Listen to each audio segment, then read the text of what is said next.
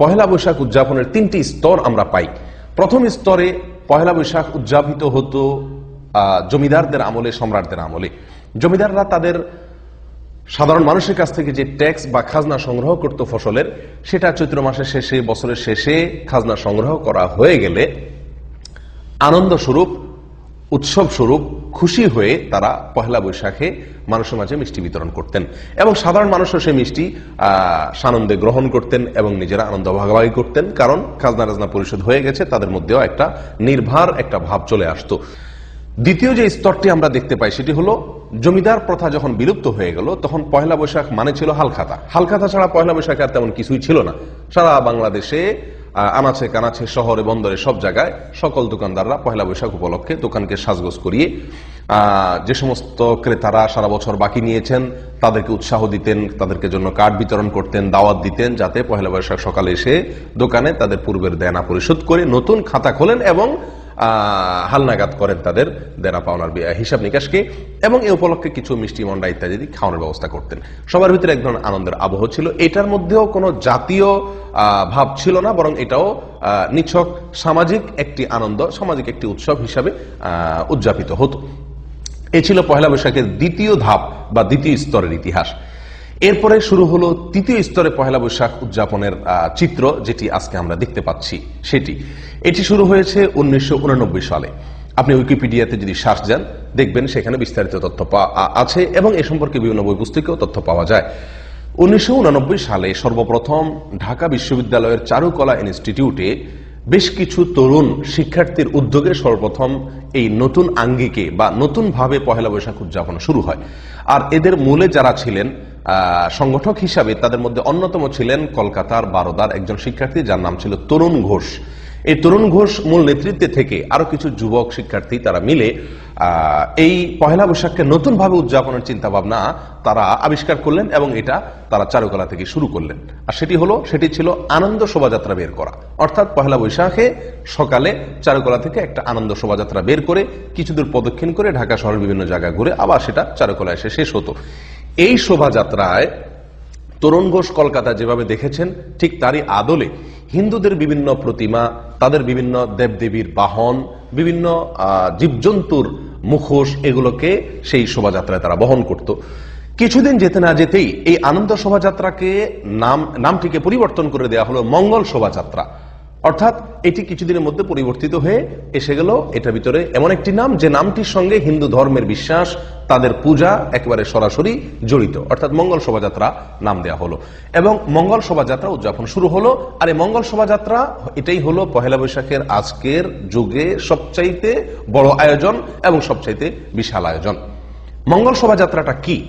মঙ্গল শোভাযাত্রাটা হলো মূলত পহেলা বৈশাখের সকালে নারী পুরুষ সকলে মিলে ঢোল এবং তবলার তালে তালে রাস্তায় বের হয়ে মিছিল করা, র্যালি বের করা, শোভাযাত্রা বের করা, উদ্দেশ্য মঙ্গল প্রার্থনা করা। অর্থাৎ এই রাস্তায় বের হলে, মিছিল বের করলে ঢোল তবলা বাজাতে বাজাতে নারী পুরুষ একসাথে মিলে মিশে এবং সেখানে বেশ কিছু প্রতিমা, বেশ কিছু পশু পাখি, বেশ কিছু প্রাণীর ছবি, মুখোশ এবং তাদের প্রতিমা, এগুলোকে বহন করা হয়। উদ্দেশ্য এই শোভাযাত্রার মাধ্যমে যেন আমাদের জীবনে বরকত আসে, কল্যাণ আসে, বিপদ আপদ দূর হয়, এই উদ্দেশ্যে এই শোভাযাত্রা বের করা হয়। অমঙ্গল শোভাযাত্রা অর্থাৎ মঙ্গলের জন্য বা মঙ্গলের উদ্দেশ্যে শোভাযাত্রা বের করা। সম্মানিত দর্শক ভাই বোনেরা, এই মঙ্গল শোভাযাত্রায় যে সমস্ত মুখোশ বা যে সমস্ত প্রতিমা ব্যবহার করা হয়ে থাকে, এই মুখোশ এবং প্রতিমাগুলো আসলে কি? এগুলোকে নিছক আর্ট হিসাবে, এগুলা কি নিছক সৌন্দর্য হিসাবেই বহন করা হয়? উত্তর হলো জি না, এটিকে নিছক সৌন্দর্য হিসাবে, নিছক আর্ট হিসাবে ব্যবহার করা হয় না, বরং যে সমস্ত প্রাণীর মুখোশ অথবা প্রতিমা বহন করা হয়ে থাকে মঙ্গল শোভাযাত্রায়, আমরা একটি একটি করে যদি খোঁজ খবর নেই তাহলে দেখতে পাবো তার প্রতিটি প্রতিমা, প্রতিটি মুখোশই হিন্দুদের কোনো না কোনো দেবতার সঙ্গে, হিন্দুদের কোনো না কোনো পূজার সঙ্গে সরাসরি জড়িত। তার ভিতরে সবচাইতে বেশি যে মুখোশগুলো দেখা যায় তার অন্যতম হলো পেঁচা। এই পেঁচা সম্পর্কে হিন্দু ধর্মের বিশ্বাস অনুযায়ী এই পেঁচা হলো মঙ্গলের প্রতীক, মঙ্গলের প্রতীক, এবং শুধু মঙ্গলের প্রতীকই নয়, এটা হলো তাদের অন্যতম একজন দেবতা লক্ষ্মীর বাহন। লক্ষ্মীর বাহন অর্থাৎ এই পেঁচার মুখোশ বহন করলে লক্ষ্মী আসবে, মঙ্গল আসবে, কল্যাণ আসবে। এটা হলো হিন্দুদের একটি বিশ্বাস। সেই হিসেবে মঙ্গল শোভাযাত্রাতে প্রচুর পরিমাণে আপনি দেখবেন পেঁচার মুখোশ বা ছবি বহন করা হয়। ঠিক তেমনি ভাবে ইঁদুর, এটা হলো গণেশের বাহন হিন্দু ধর্ম বিশ্বাস অনুযায়ী। হনুমান হলো রামের বাহন। হাঁস, এটা হলো সরস্বতীর বাহন। আপনি মঙ্গল শোভাযাত্রায় হাঁস দেখতে পারবেন অনেক পরিমাণে। তেমনি ভাবে হাতি এবং বাঘ এবং সিংহ, এগুলো হলো দুর্গার বাহন। আপনি মঙ্গল শোভাযাত্রায় প্রচুর পরিমাণে বাঘ সিংহের মুখোশ আপনি দেখতে পাবেন, এটা হলো দুর্গার বাহন। গাভী, এটা হলো রামের সহযাত্রী। ময়ূর, এটা হলো কার্তিকের বাহন, এটাও আপনি দেখতে পাবেন মঙ্গল শোভাযাত্রায়। খেপা ষাঁড় বা ক্ষিপ্ত ষাঁড়, এটা হলো শিবের বাহন, এটাও আপনি দেখতে পাবেন মঙ্গল শোভাযাত্রায়। এছাড়াও সূর্য দেবতা হিন্দুদের অন্যতম একটি দেবতা। আপনারা মঙ্গল শোভাযাত্রাতে সূর্যের মতো কিছুটা মানুষের মাথার মতো দেখতে পাবেন। প্রচুর পরিমাণে এই প্রতীকটা মানুষ বহন করে থাকে, এগুলো নাকি মঙ্গলের প্রতীক। সম্মানিত দর্শক ভাই বোনেরা, এই হলো মঙ্গল শোভাযাত্রার মোটামুটি একটি চিত্র, যেটি আমি আপনাদের সম্মুখে তুলে ধরার চেষ্টা করেছি। এই মঙ্গল শোভাযাত্রায় যেই প্রতিমাগুলো বা যেই মূর্তিগুলো, যে ছবিগুলো বহন করা হয়ে থাকে, এগুলো যে নিছক সৌন্দর্যের অংশ নয়, এগুলো যে নিছক আর্টের জন্য নয়, এগুলো বহন করা হয় এক ধরনের উপাসনা হিসাবে, এক ধরনের প্রার্থনার অংশ হিসাবে। এগুলো নিয়ে বের হলে রাস্তায়, তাহলে কি হবে? মঙ্গল নেমে আসবে। ঠিক যেমনি ভাবে হিন্দুরা তাদের পুজোয় মঙ্গল শোভাযাত্রা বের করে একই নামে, ঠিক সেই নাম এবং সেই কাজ, সেগুলোর সবগুলোর সমাহার রয়েছে মঙ্গল শোভাযাত্রা। বরং আমরা বলতে পারি হিন্দুরা 12 মাসে 13 পূজা করে। যে সমস্ত প্রাণী, যে সমস্ত দেবতার বাহনের সঙ্গে তাদের ভক্তি জড়িত, বিশ্বাস জড়িত, সেগুলোকে আমরা একদিনে বর্ষবরণের নামে করে থাকি, শুধুমাত্র মঙ্গল শোভাযাত্রার মাধ্যমে। আর সমাজ দর্শক ভাই বোনেরা, কেউ বলতে পারেন এই সমস্ত ছবিগুলো, এই সমস্ত মুখোশগুলো, কার্টুনগুলো, এগুলো নিছক আনন্দের জন্য, মজা করার জন্য, বা আর্ট হিসাবে, সৌন্দর্য হিসাবে, অথবা আমাদের গ্রামীণ বা লোকজ ঐতিহ্যকে ফুটিয়ে তোলার জন্য এগুলোকে ব্যবহার করা হয়ে থাকে মঙ্গল শোভাযাত্রায়। আমি বিনয়ের সঙ্গে বলবো যে বিষয়টি এরকম না। তার কারণ হলো, আপনি মঙ্গল শোভাযাত্রার আয়োজক, চারুকলা ইনস্টিটিউটের বিভিন্ন শিক্ষক এবং এটার আয়োজক কমিটির আহ্বায়ক, তাদের যদি বক্তব্যগুলোকে আপনি একসাথ করেন, তাহলে আপনি নিশ্চিত হতে পারবেন যে মঙ্গল শোভাযাত্রা এটি বের করা হয় দেশের মানুষের সমৃদ্ধির জন্য, বরকতের জন্য, কল্যাণের জন্য। এবং এই শোভাযাত্রা যে সমস্ত মুখোশ, যে সমস্ত প্রতিমা, যে সমস্ত কার্টুন, যে সমস্ত ছবি বহন করা হয়ে থাকে, সেগুলোও এই জন্যই বহন করা হয়ে থাকে যেন মঙ্গল আসে। অর্থাৎ হিন্দুদের বিশ্বাসের একেবারে অবিকল বিশ্বাস এখানে কাজ করছে এই সমস্ত প্রতিমা, এই সমস্ত ছবিকে বহন করার পেছনে। আপনি যদি প্রমাণ জানতে চান, আমি আপনাকে অনুরোধ করব, দয়া করে চলে যান আপনি অনলাইনে bdnews24.com, বাংলাদেশে অত্যন্ত পরিচিত একটি অনলাইন নিউজ পোর্টাল। তার 2014 সালের 14ই এপ্রিল পহেলা বৈশাখ এবং মঙ্গল শোভাযাত্রাকে কেন্দ্র করে কয়েকটি রিপোর্ট সেখানে প্রকাশিত হয়েছিল। তার ভিতরে একটি রিপোর্টের শিরোনাম ছিল লক্ষ্মী পেঁচায় সমৃদ্ধি, গাজী ও বাঘ দুঃসময়ের কান্ডারি। লক্ষ্মী পেঁচায় সমৃদ্ধি, লক্ষ্মী পেঁচা থাকলে সেখানে সমৃদ্ধি আসে, গাজী এবং বাঘ থাকলে সেটা দুঃসময়ের কান্ডারির ভূমিকা পালন করে। এবং এটি হলো মূল শিরোনাম রিপোর্টের। আর সেই bdnews24.com এর নিজস্ব রিপোর্টারের রিপোর্টে ভেতরে আয়োজকদের বিভিন্ন বক্তব্য উঠে এসেছে, তারই আলোকে কোট করে শিরোনাম করা হয়েছে এটি। তার একটি অংশ আমি আপনাদেরকে শুনাই। এখানে লোকজ ঐতিহ্য বলা হচ্ছে, যদিও আসলে হিন্দু ঐতিহ্যের নানা প্রতীক নিয়ে সমৃদ্ধ বাংলাদেশ প্রত্যাশায় করা এই শোভাযাত্রায় স্থান পেয়েছে। এখানে লক্ষ্য করুন যে সমৃদ্ধ বাংলাদেশ এটার প্রত্যাশায়, এটার আশায় এই শোভাযাত্রা বের করা হয়, এবং সেই শোভাযাত্রায় যাতে সমৃদ্ধি আসে সেই আশায় এখানে স্থান পেয়েছে মা ও শিশু, হাঁস ও মাছের ঝাঁক, বিড়ালের মুখে চিংড়ি, শখের হাঁড়ি, ইত্যাদি ইত্যাদি ইত্যাদি।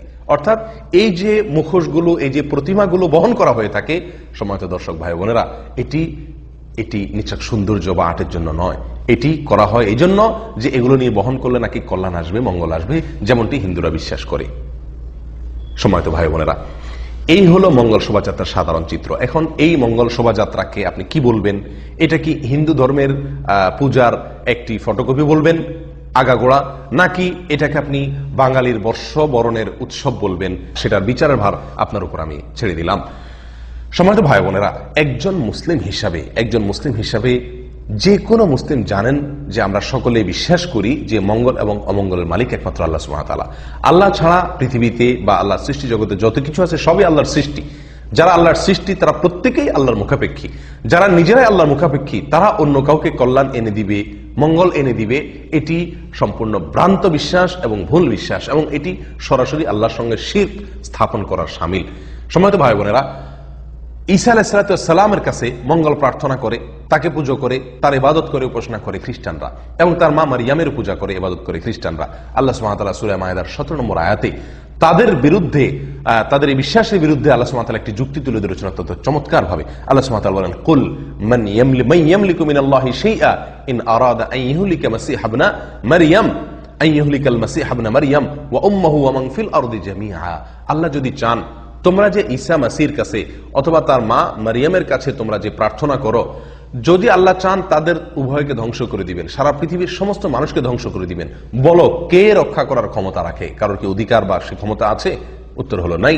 তাহলে তাদেরকে উপাসনা করার, তাদেরকে পুজো করার কোনো যুক্তি হতে পারে না, যারা নিজেরাই ধ্বংসশীল, যারা নিজেরা নিজেদের ধ্বংসের হাত থেকে নিজেদেরকে রক্ষা করতে পারে না। অতএব কল্যাণ এবং অকল্যাণের জন্য, মঙ্গল এবং অমঙ্গলের জন্য ইবাদত করতে হবে, উপাসনা করতে হবে যার, তিনি হলেন মহান রব্বুল আলামিন। তিনি ছাড়া অন্য কারোর কাছে যদি আমরা প্রার্থনা করি সেটা হলো শিরক। আমরা সূরা ফাতিহায় প্রতিদিন আল্লাহ সুবহানাহু ওয়া তাআলাকে দীপ্ত কণ্ঠে ঘোষণা দিয়ে থাকি, ইয়্যাকা না'বুদু ওয়া ইয়্যাকা নাস্তাঈন। হে আল্লাহ, আমরা শুধুমাত্র আপনারই ইবাদত করি, আপনি ছাড়া আর কারোর ইবাদত করি না, আর আপনার কাছেই সাহায্য চাই, অন্য কারোর কাছে সাহায্য চাই না। এ হলো আমাদের মুখের বক্তব্য, এ হলো আমাদের দাবি। আর যদি মঙ্গল শোভাযাত্রা আমরা বের হই, তাহলে কর্ম হলো কেমন, যে আল্লাহকে আমি মুখে বলছি আল্লাহর কাছেই একমাত্র সাহায্য চাই, অথচ মঙ্গল শোভাযাত্রা বের হয়ে আমি পেঁচার কাছে সাহায্য চাচ্ছি, মঙ্গল প্রার্থনা করছি, আমি বাঘ, ভাল্লুক, হরিণ, এই সমস্ত পশু পাখির কাছে আমি সাহায্য প্রার্থনা করছি, এগুলোর সাহায্যে, এগুলোর মাধ্যমে।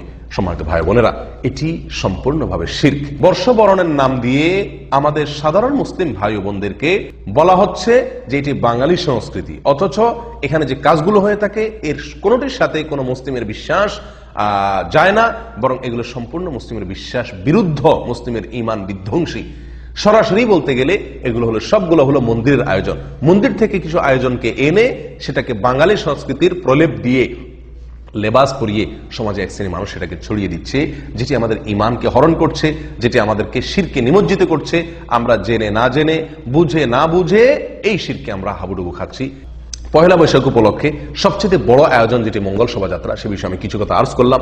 এর বাইরে আরো যে সমস্ত কর্মকাণ্ড আছে, যেমন পান্তা ইলিশ খাওয়া পয়লা বৈশাখের সকালে, এই পান্তা ইলিশ এটিও মূলত হিন্দুদের একটি পূজা থেকে এসেছে বা পূজা থেকে ধার করে নেওয়া হয়েছে। আর সেটি হলো, হিন্দুরা আশ্বিন মাসের শেষে তারা রান্না করে, একজন উপবাস করে বা রোজা রাখে, এবং কার্তিক মাসের সকালে তারা পুজো করে তাদের ওই আগের দিনের রান্না করা, মাসের শেষে রান্না করা পুরাতন ভাতকে পানি ঢেলে সেই ভাত দিয়ে তারা তাদের উপবাস ভঙ্গ করে।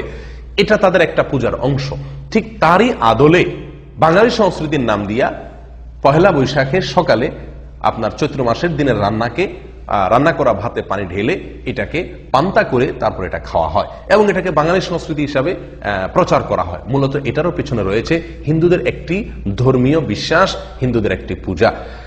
ঠিক তারই আদলে চৈত্র সংক্রান্তি একটি পূজাই আছে পৃথকভাবে হিন্দুদের, অথচ বর্ষবরণের নামে চৈত্রের শেষ দিনে কিছু আইটেমের রান্না মহিলারা করে থাকেন, এবং এটাকে বলা হয় চৈত্র সংক্রান্তি। অথচ এই চৈত্র সংক্রান্তি আর এই রান্না, এটার একটি পূজাই আছে হিন্দুদের আলাদা একটা বিশেষ সময়ে, যেটি আপনি অনলাইনে সার্চ দিলে তার বিস্তারিত তথ্য জানতে পারবেন।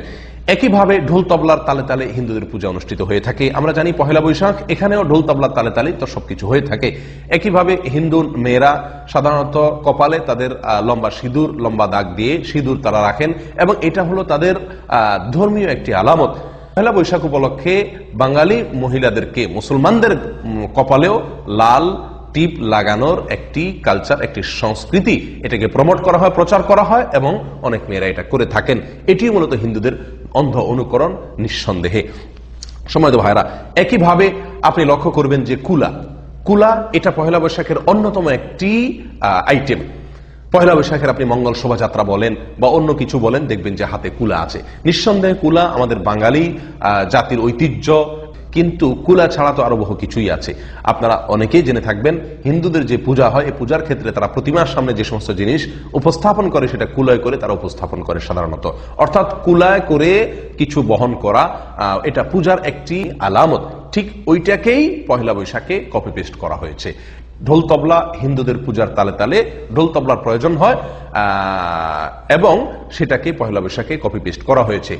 চৈত্র সংক্রান্তি একটি পূজাই আছে, সেটাকে আমাদের পহেলা বৈশাখে এনে বর্ষবরণের নাম দিয়ে এখানে কপি পেস্ট করে দেওয়া হয়েছে। মঙ্গল শোভাযাত্রা হিন্দুদের পূজার একটি অন্যতম অংশ, সেটাকে এনে বর্ষবরণের নামে কপি পেস্ট করে দেওয়া হয়েছে আমাদের এই পহেলা বৈশাখ উপলক্ষে। একইভাবে আপনার সিঁদুর হিন্দু মেয়েদের অন্যতম একটি নিদর্শন, সেটাকে লাল টিপের আদলে আকারে এনে কপি পেস্ট করে দেওয়া হয়েছে পহেলা বৈশাখ উপলক্ষে। সম্মানিত ভাই বোনেরা, কোথায় চলে যাচ্ছি আমরা, কোথায় আমাদেরকে নিয়ে যাওয়া হচ্ছে? এই উৎসবটিকে জাতীয় উৎসব এবং এটাকে আমাদের বাঙালি জাতির সবচেয়ে বড় উৎসব হিসাবে প্রচার করা হচ্ছে দীর্ঘদিন থেকে, এবং বলা হচ্ছে এটা নাকি সার্বজনীন উৎসব। তাহলে ঈদ, দুই ঈদ, এটা সিরিয়াল নম্বর কত? অর্থাৎ এগুলো অনেক পরের, এটা হলো সবচেয়ে বড় উৎসব। এটি অত্যন্ত আফসোসের বিষয়, অত্যন্ত আক্ষেপের বিষয় যে ঈদের বিপরীত হিসাবে, বিকল্প হিসাবে ঈদের চাইতে শক্তিশালী উৎসব হিসাবে প্রমাণ করার, দাঁড় করানোর একটি অপচেষ্টা এক শ্রেণীর মিডিয়া করে থাকে এবং রীতিমতো তারা প্রচার করে থাকে এটি হলো বাঙালি জাতির নাকি সবচেয়ে বড় উৎসব। এবং এটাকে জাতীয় উৎসবের স্থান দেওয়ার জন্য যা যা করা দরকার তার সবকিছু করা হয়। ঈদের আদলে ঈদে যেরকম নতুন পোশাক, ভালো পোশাক পরার নির্দেশ আছে বা আমরা সবাই পরে থাকি, তার আদলে পহেলা বৈশাখ উপলক্ষে পোশাকের ভালো বা নতুন পোশাক পরিধান করার একটা কালচার চালু করা হলো। ঈদে যেরকম আমরা ভালো খাবার গ্রহণ করি, এখানেও ভালো খাবার বা ভিন্ন খাবার, ব্যতিক্রম খাবার গ্রহণের একটা কালচার চালু করা হলো। ঈদে যেরকম বোনাস আছে, এখন আবার বৈশাখ উপলক্ষে বৈশাখী বোনাসও চালু করা হলো। এভাবে একটি একটি করে ঈদের সমস্ত আইটেমগুলোকে কপি পেস্ট করে এখানে আনা হচ্ছে এবং বলা হচ্ছে এটা হলো সবচেয়ে বড় উৎসব, এটা হলো সবচেয়ে বড় আনন্দের দিন বাঙালি জাতির জন্য। সম্মানিত ভাই বোনেরা, এটি নিঃসন্দেহে একটি সাংস্কৃতিক আগ্রাসন, নিঃসন্দেহে একটি সাংস্কৃতিক জুলুম আমাদের বাঙালি সমাজের প্রতি, বাংলাদেশের মানুষের প্রতি। আমাদের সকলকে এই বিষয়ে সচেতন হতে হবে, আমাদের সকলকে এই বিষয়ে সাবধান হতে হবে। এই কালচার আমাদের কালচার নয়, এটি হিন্দুদের কালচার, এটি হিন্দুদের সংস্কৃতি। বাঙালি সংস্কৃতির নামে এটি আমাদেরকে গেলানো হচ্ছে, আমাদেরকে খাওয়ানো হচ্ছে। নিঃসন্দেহে এর পরিণাম ভয়াবহ। এর ফলে আমাদের ঈমান হারা হতে হবে এবং আমাদের চেতনা শূন্য হতে হবে এবং আমাদেরকে জাহান্নামমুখী হতে হবে। আল্লাহ তাআলা আমাদের সকলকে হেফাজত করেন, আমাদের জাতিকে হেফাজত করেন। ওমা তৌফিক ইল্লা বিল্লাহ। আসসালামু আলাইকুম ওয়া রাহমাতুল্লাহি ওয়া বারাকাতুহু।